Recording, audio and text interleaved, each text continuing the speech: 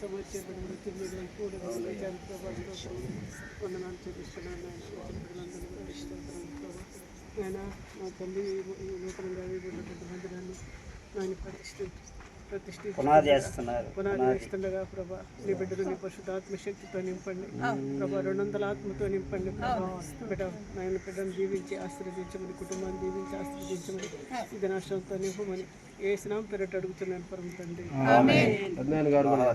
మహాగణుడా పరిశుద్ధుడా ప్రేమగల తండ్రి కృపగలిగిన యేసయ్యా నీ ఘనమైన నామాన్ని బట్టి ఈ కొందనాలు స్థుతులు స్తోత్రములు విశ్వాసముతో తండ్రి 3 సంవత్సరాల పైనుంచి ప్రార్థన చేస్తున్నా ఈ కార్యక్రమం కొరకై నా తండ్రి కాలములు సమయములు అన్నీ కూడా మీ స్వాధీనములు ఉన్నాయి కనుక ఎప్పుడు ఏం చేయాలో ఎలా చేయాలో మీరు ముందుండి నడిపించే దేవుడు అయినందుకై స్తోత్రం చెల్లిస్తున్నా. ఈ ఉదయకాల సమయంలో ఇక్కడ పునాది వేచి ఉండగా మా నాయన మీ సన్నిధి ఇక్కడ ఉంచండి, నీ నామంలో మరి కార్యములు జరిగించమని ప్రార్థన చేస్తున్నా. ఈ సమయంలో పునాది వేయడానికి మీ దాసులు ప్రభా ప్రణయను నడిపించారు, నీ కొందనాలు స్తుతులు స్తోత్రం చెల్లిస్తున్న సంఘస్థులందరినీ కూడా నడిపించారు, నీ కొందనాలు ప్రభు. ఇంకా రావాల్సిన వారిని కూడా నడిపించండి. ఈ పని చేసే సహోదరులు డానియల్ను కూడా జ్ఞాపకం చేసుకునండి, జ్ఞానముతో వివేకంతో నింపండి. ఈ పనిని నైపుణ్యతగా నీ మందిరాన్ని నిర్మించడానికి ప్రభా నీ కుమారునికి కావలసిన జ్ఞానం దయచేయండి. ఆయన పని వారందరినీ కూడా ఆశీర్వదించమని ప్రార్థన చేస్తున్నాను. ఆర్థికంగా అన్ని విషయాల్లో ప్రభా మీరు ముందుండి మన మీరు నడిపించమని ప్రార్థన చేస్తున్నా. మరి ఈ యొక్క పనిని పూర్తి చేసేవాడు మీరై ఉన్నారు, ప్రారంభించేవాడు మీరు, పూర్తి చేసేవారు మీరై ఉన్నందుకై స్తోత్రములు వందనాలు చెల్లిస్తున్నా. విశ్వాసం మీదనే ఈ యొక్క పునాది వేస్తున్నాం ప్రభా, విశ్వాసంతోనే ఈ యొక్క పనిని మరి పూర్తి చేసుకుని నేను మహింపరిచే జీవితం కూడా మాకు కలుగు చేయమని ప్రార్థన చేసుకుంటూ వచ్చిన ప్రతి బిడ్డను కూడా మీరు దీవించి ఆశీర్వదించండి. మరి నాయన ఈ కార్యక్రమం అంతా కూడా ఘనముగా జరిగించమని నజరేయుడైన యేసు నామములో మరి తండ్రి మరి రాంబాబును కూడా నడిపించారు, అందుని బట్టి స్తోత్రములు. కుటుంబాన్ని దీవించి ఆశీర్వదించండి, దాని పరిచర్యను కూడా ఆశీర్వదించి వర్ధిల్ల చేయమని యేసు నామములు అడిగి పెడుచున్నాం తండ్రి. యోబు గ్రంథం 38వ అధ్యాయం 4వ వచనం. యోబు గ్రంథం 38వ అధ్యాయం 4వ వచనం.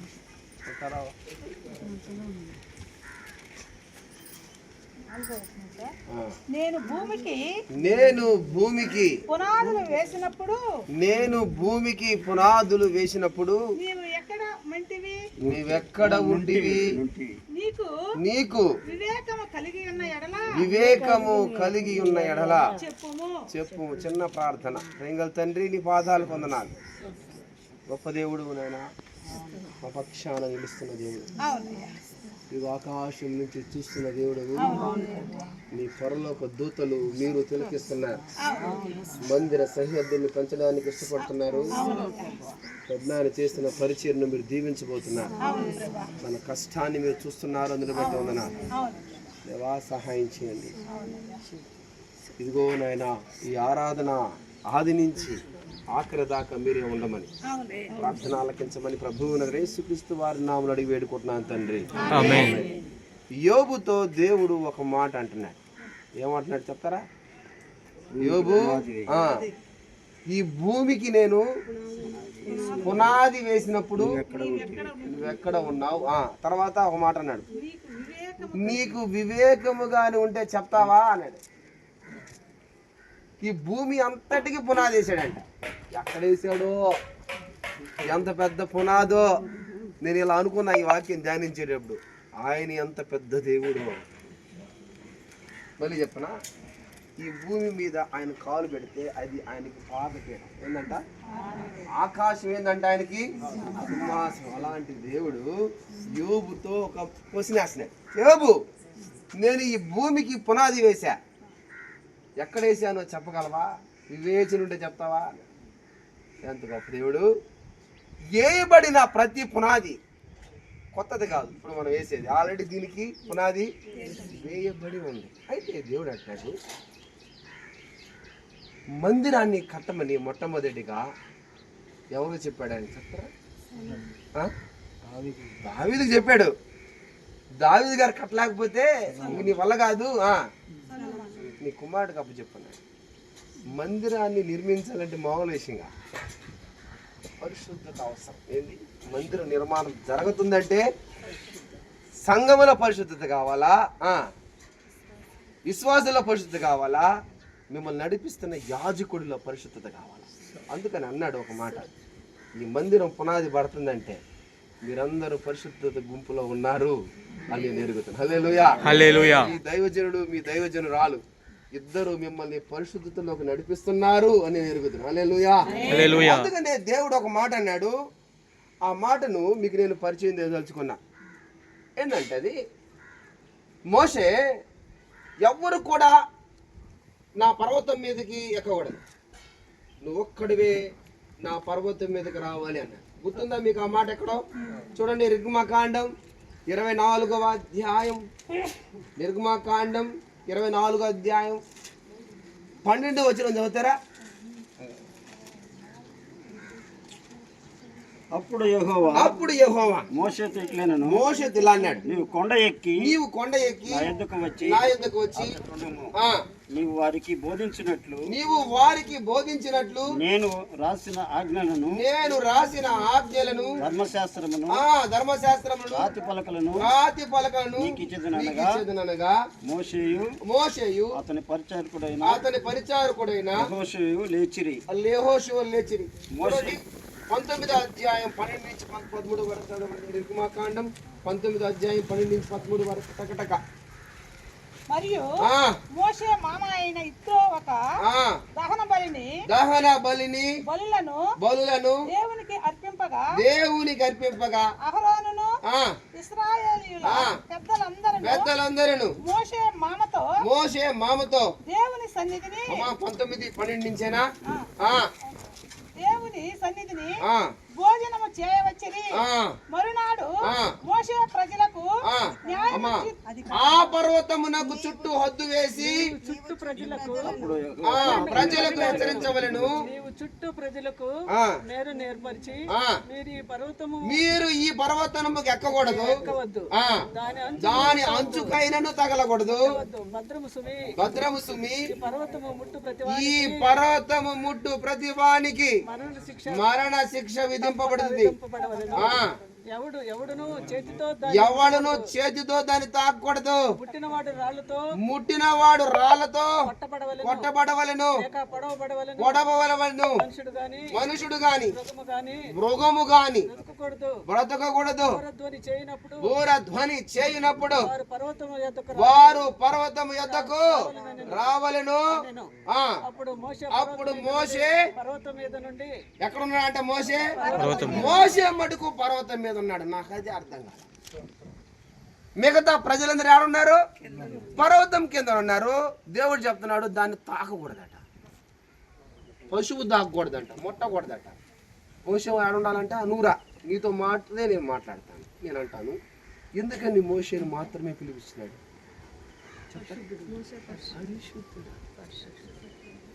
మందిరంలో నివసించేది ఎవరు చెప్పాలా? పరిశుద్ధులు. మీరందరూ ఎవరు? పరిశుద్ధులు. మీ దైవ సేవకుడు ఎవరు? పరిశుద్ధుడు. ఇదిగో మందిరాన్ని దేవుడు నిర్మిస్తున్నాడు. ఇది మనుషులు నిర్మించట్లేదు. ఈ మందిరం ఎవరు నిర్మిస్తున్నారు? దేవుడే నిర్మిస్తున్నారు. అందుకని నేను ఆల్రెడీ పునాది వేశాను, భూమికి పునాది వేసేసాను. మీరు వేయబడిన ప్రతి పునాది నా మీదే వేస్తున్నారు. ఇప్పుడు ఏ పునాది? ఇది క్రీస్తుని పునాది. ఈ పునాది మీద మనం కడుతున్నాం, బిల్డింగ్ కడుతున్నాం. నిజంగా ఈ రోజుల్లో మందిరాలన్నీ మోగబడిపోయి సత్య సువార్త మందిరంలో వినపట్టాలి కదా. సత్య సువార్త మందిరాలని, సత్య సువార్త వినపడుతున్న మందిరాలు దీవించబడుతున్నాయి, సరిహద్దులు విస్తరించబడుతున్నాయి. ఇంకొక మాట చదవదామా? ఒక మాట చదివి నేను ముగించిన. చూడండి, కీర్తనలు 127 అధ్యాయం 1వ వచనంలో ఒక మాట రాస్తున్నాడు. కీర్తనలు 127:1.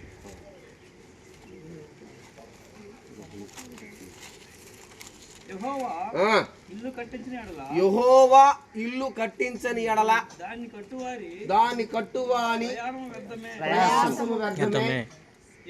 యెహోవా పట్టణమును కాపాడని ఎడల దాని కావలి కాయువారు మేలుకొని. ఇప్పుడు యెహోవా ఇల్లు అనే దగ్గర మందిరం పెట్టాలి. ఏం పెట్టాలా? ఇల్లు అంటే ఏంది? యెహోవా మందిరము కట్టించని ఎడల ప్రయాస అంతా వ్యర్థమైపోతుంది. ఎవరు కట్టాలా ఇల్లు? ఇప్పుడు ఎవరు కడుతున్నారు ఈ మందిరం? ఎవరు వేస్తారు దీనికి పునాది? యెహోవా దేవుడు దీనికి పునాది వేస్తున్నాడు. నాకు చెప్పాడు పెద్ద నాయన, అయ్యా త్వరలో మందిరాన్ని పెంచాలా. ఎంతకాలం నుంచి ప్రార్థన చేశాడో, ఎంతకాలం దేవుడి దగ్గర కనిపెట్టుకున్నాడు, ఎంతకాలం దేవుడు ఏడ్చాడు. మామూలు విషయం కాదు. మందిరాలు దేవుడు అందరి చేత కట్టిడు.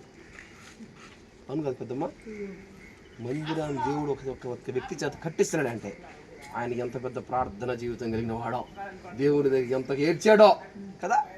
నిజమే. మా పెద్ద నేను చిన్నప్పటి నుంచి చూస్తున్నా. ఏడుపు ప్రార్థన, నీతి, సత్యం ఆయనలో అవి కొట్టొచ్చినాడు కనిపిస్తాయి. చాలా నేర్చుకోవాల్సిన వాళ్ళమే ఉన్నాం మనం ఆయన దగ్గర. మీరు నా దేవుని బిడ్డలారా, దేవుడు చెప్తున్నాడు మీకు నేను మందిరం ఇస్తున్నాను.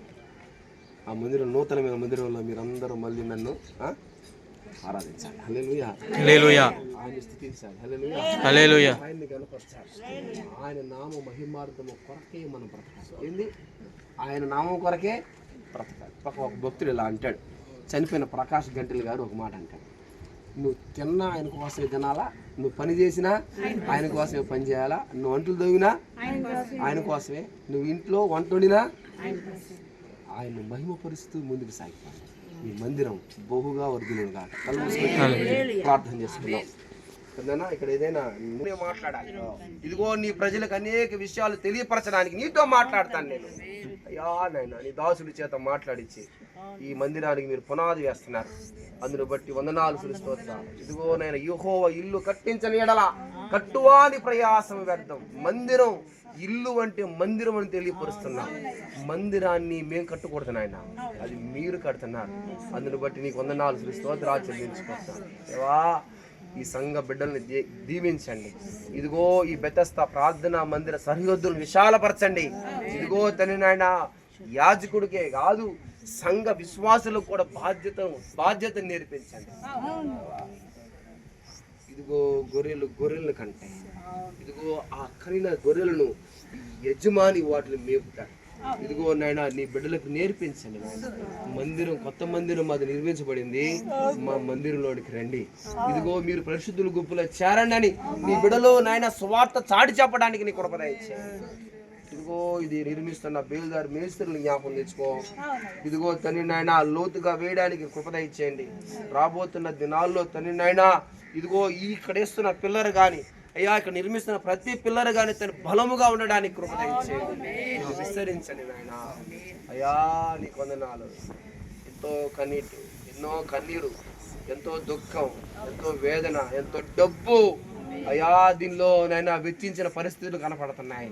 సహాయం చేయండి నాయన. ఆకాశం నుంచి చూస్తున్నవాడా, మా వైపు అయా నాయన మా మొరలు వింటున్నవాడా, మా పక్కన ఒక చెవులు వేసిన వాడా, నీకు వందనాలు స్తోత్రాలు చెల్లించుకుంటున్నాను. ఇదిగో చెవులనిచ్చిన వాడు వినకుండానా, కంటినిచ్చిన వాడు కానకుండానా, ఇదిగో నువ్వు వింటున్నావు, నువ్వు మా వైపు చూస్తున్నావు. అందుని బట్టి నీకు వందనాలు స్తోత్రాలు చెల్లించుకుంటున్నాను. కృప చూపించండి. భక్తి కలిగిన సంఘాన్ని, ఈ మాదిరి కలిగిన సంఘాన్ని, ఈ చుట్టుపక్కల సంఘాలకు నైనా ఇది కొమ్ముగా ఉండడానికి నీ కృప దయచేయండి. ఈ చుట్టుపక్కల ఎన్ని మందిరాలు ఉన్నా సరే ఈ మందిరాన్ని కొమ్ముగా ఉంచండి నాయన. ఇది అన్ని మందిరాలకు కొమ్ముగా ఉండాలి నాయన. దేవా నీకు వందనాలు స్తోత్రాలు పెద్ద జ్ఞాపకం తెచ్చుకోనండి. నీ పరిస్థితిలో అలుపెరగని వీళ్ళ పోరాటాన్ని మీరు చూస్తున్నారు. అలుపెరగని పోరాటం కష్టపడుతున్నారు. ఇదిగో నాయన, శరీరము సహకరించకపోయినా ఇదిగో నీతో గడపాలని, నీ మందిరాన్ని నిర్మించాలని వాళ్ళకున్న తపన బట్టి నీకు వందనాలు నాయన. కృప చూపించండి. సంఘస్థులు ప్రతి ఒక్కరూ దీంట్లో చేయి వేయడానికి, వాళ్ళు వేస్తేనే నాయన వాళ్ళకి ఆశీర్వాదకరం అని తెలియపరచండి నాయన. ఆశీర్వాదకరం కుటుంబంలో ఆశీర్వాదకరం మందిరానికి ఉపయోగపడాల్సిందే నాయన. మందిరంలో ఉపయోగపడిన వాడు కుటుంబం ఆశీర్వాదకరంగా మారుతున్నాయన. సహాయం చేయండి. కృప చూపించండి. దీనదాసును నీ పాలేదు. నన్ను కూడా నాయన ఈ మందిర పునాదిలో నన్ను జ్ఞాపకం తెచ్చుకున్నందుకు నీకు 1000 కోట్ల స్తోత్రాలు చెల్లించుకుంటాను. ప్రార్థన ఆలకించమని ప్రభువు యేసుక్రీస్తు వారి నామములో అడిగి వేడుకుంటున్నాను తండ్రి. ఆమేన్. తండ్రి అయిన దేవుని యొక్క ప్రేమయు కుమారుడైన యేసుక్రీస్తు యొక్క కృపయు పరిశుద్ధాత్మ దేవుని అన్యోన్య సహవాసం సమాధానం సంఘ విశ్వాసులందరికీ మరి ముఖ్యంగా తండ్రి ఈ పని చేసేటువంటి వెల్డర్ మేస్త్రి డానియల్కు వారి బృందానికి మరి ముఖ్యంగా ఈ పునాది వేయడానికి వచ్చినటువంటి కుమారుడు ప్రణయ్ను అల్లుడు రాంబాబుకును వారి సంఘానికి కుటుంబానికి సదాకాలము తోడైంది సంపూర్ణ మేళతో నింపి కార్యము ఘనంగా మరి ముందుకు సాగునట్లు కార్యములు చేసి ఆశీర్వదించి బలపరిచి నడిపించునుగాక. అత్యున్నత సింహాసనముపై పాట పాడతారా? అత్యున్నత సింహాసనపై ఇక్కడ చిన్నగా ఏదైనా ఒకటి గీయండి. ఆయన కరెక్ట్గా ఒక ముగ్గులాగా లేకపోతే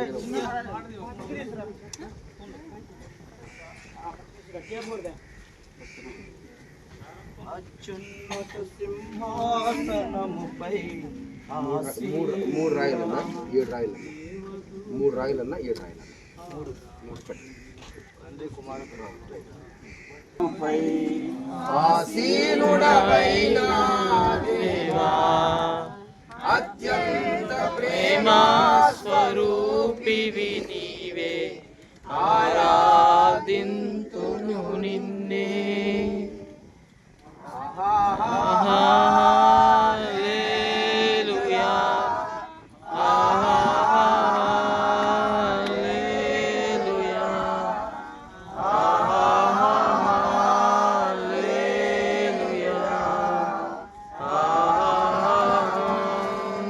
హల్లెలూయా.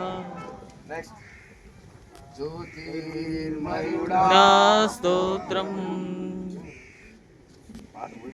మయుడా స్తోత్రం ఆలోచనకర్త స్తోత్రం బలమైన దేవానిత్యుడగు తండ్రి సమాధానాధిపతి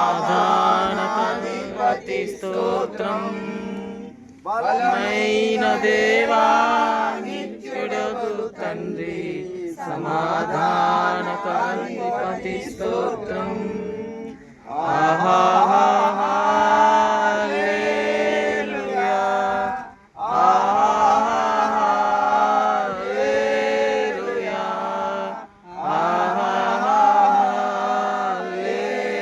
హల్లెలూయా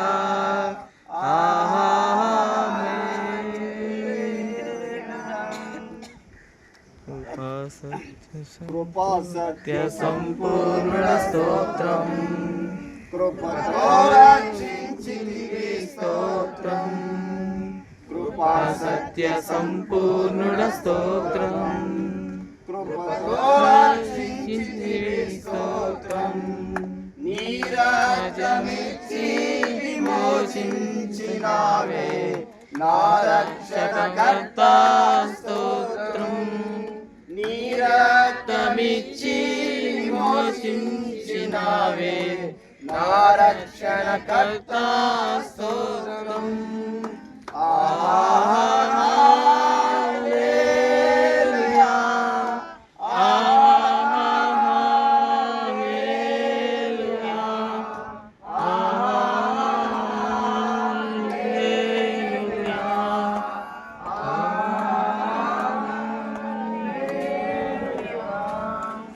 ఆమేన్ అల్వాడా స్తోత్రం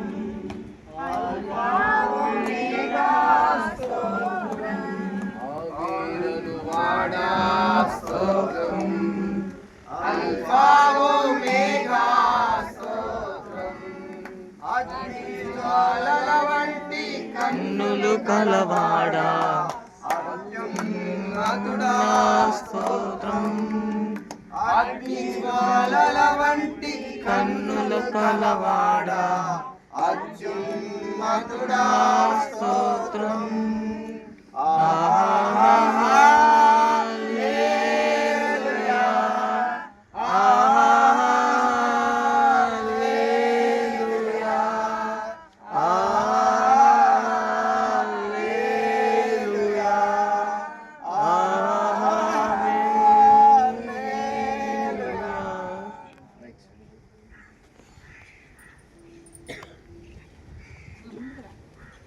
నేను ఫస్ట్ రాయలు పెడతాను తర్వాత మీరు సెంటర్లో పెట్టండి పెద్ద మీటర్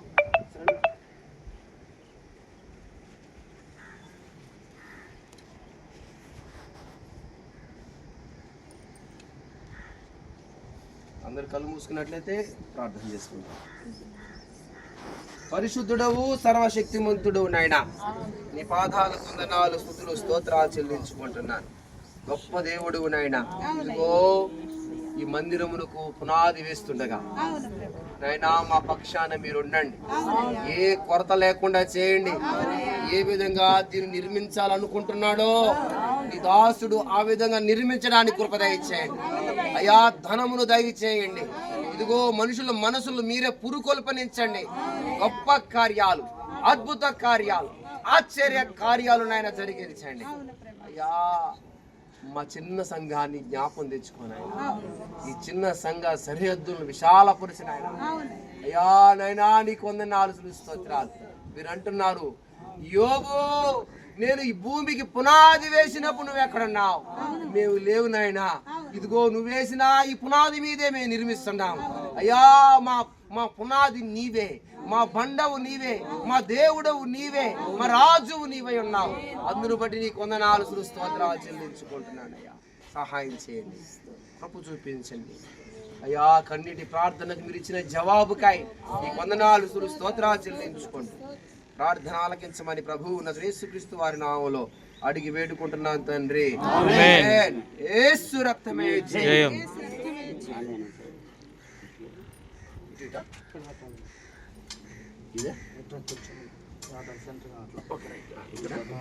పక్క పక్కన పెట్టారు.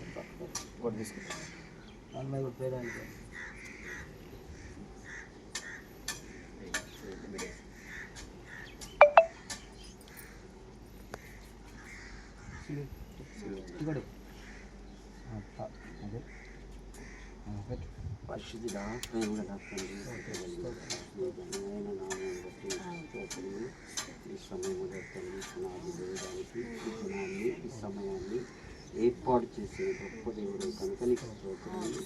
క్రీస్తు అనే బండ మీద పునాది వేసుకుంటున్నాం నాయనా. మీరు వేసిన పునాది బలమైనది, శక్తి కలిగినటువంటి పునాది కనుక మేము వేసే పునాది కూడా మరి నీ మీద వేసుకుంటూ మరి ప్రారంభిస్తున్నాం దేవా. మీరు ఈ యొక్క పునాది మరి ప్రారంభము నుంచి మరి తండ్రి ఈ యొక్క మరి బిల్డింగ్ అయ్యేంత వరకు మీ సన్నిధి మాతో ఉంచి ప్రతి కార్యాన్ని ఘనముగా మహిమకరంగా ఎక్కడ ఆగిపోకుండా కొనసాగింపబడి పూర్తగుటకు కూడా మీ గొప్ప కార్యాలు చేయమని ప్రతి విశ్వాసిని కూడా ఉత్సాహంతో సంతోషంతో దీని కొరకు ప్రార్థిస్తూ వారి యొక్క మరి అన్ని విషయాల్లో సహకరించే విధంగా వీటిని సిద్ధపరచమని ప్రార్థన చేసుకుంటాం.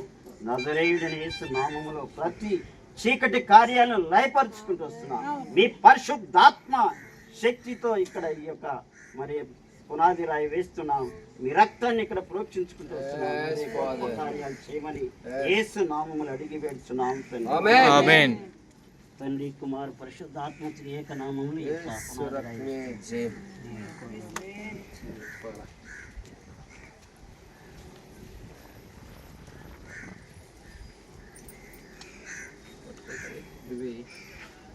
సులువు గుర్తాయి. అది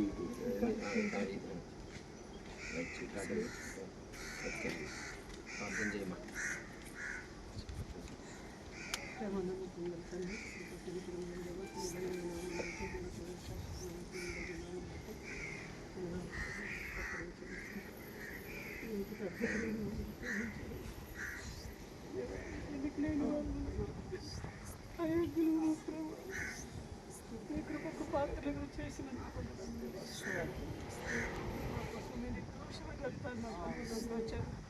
మరణించి సమాధి చేయబడి మృత్యు నీరు లేచినంత ఇష్టం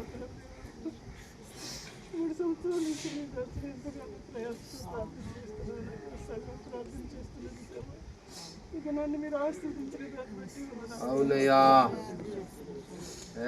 చిన్నప్పటి నుంచి ప్రణయ్ దేవ ఎంతగానో ముద్దుగా పెరిగిన బిడ్డ పరిచయం నిలబెట్టుకునే దాన్ని బట్టి సంఘ కాపరిగా చేసినందుకు కొందనాలు. ఈ బిడ్డనైతే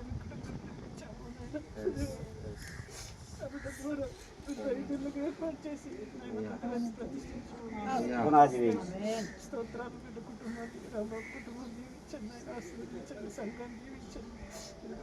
నేను కూడా ప్రతిష్ఠిస్తుండగా పునాది పునాది వేస్తుండగా ఆయన నీ బండ మీద ఇది కట్టమని ప్రార్థిస్తూ సహాయం చేయమని కృప చూపించమని ఆమేన్. మీకు అందరికీ ఒక ప్రశ్న పెద్దమ్మా.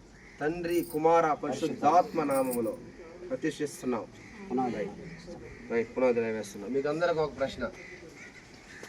ఈ మందిరములోకి ప్రవేశించబడి పరిశుద్ధులుగా మార్చబడితే మీరు కూడా ఎక్కడ ఉంటారు?